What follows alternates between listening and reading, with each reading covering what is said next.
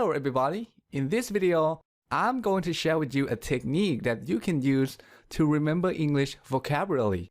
And the reason that I recommend this technique is that it's pretty effective. I actually did a small experiment.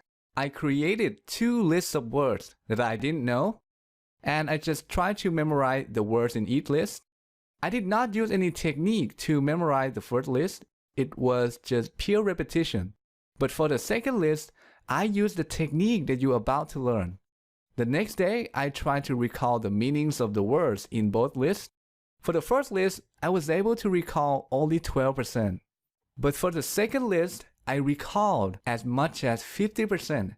This is pretty impressive considering the fact that I spent only 1 minute memorizing each word. So let me explain the technique, and at the end of this video, I will give you a link to an exercise that you can do to practice this technique. So let's say we want to remember the word adroit, which means clever or skillful at something, really good at something. The first thing we need to do is to come up with another word that sounds similar to this word. And that word must refer to something that we can visualize, something that we can see in our mind. So for this word, the substitute word could be the word android, which means a robot, right? Adroit and android sound pretty close to each other. We could also use the phrase a drawing.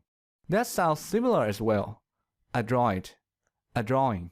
Now, what these words have in common is that they refer to something that we can visualize, and this is a very important point, and you're going to find out why soon.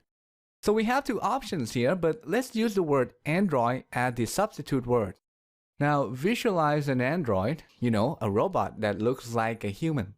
Next, we have to associate this image to the meaning of the word that we want to remember. And again, the meaning is skillful at something.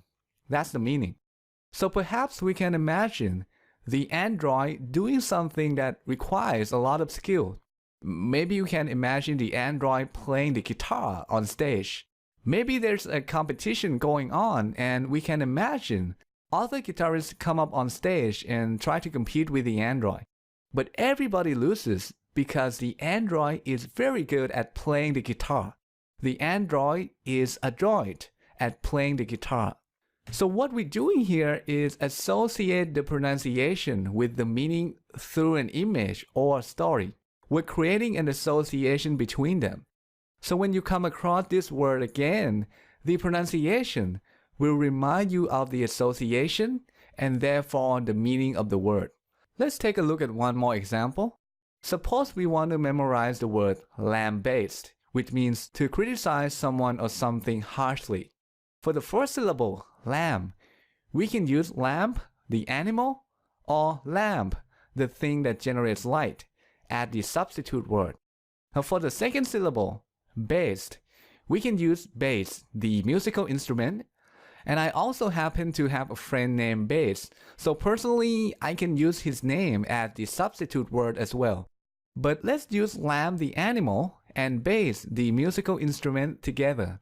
So we can imagine a lamb playing the bass, but unfortunately, the lamb is really terrible at playing the bass.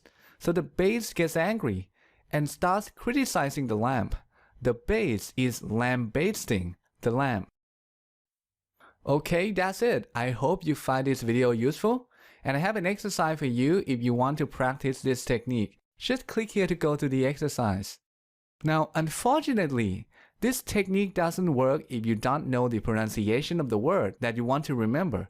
So if that is the case, you need to use another method which is beyond the scope of this video. If you want to learn about it, click here to go read about it.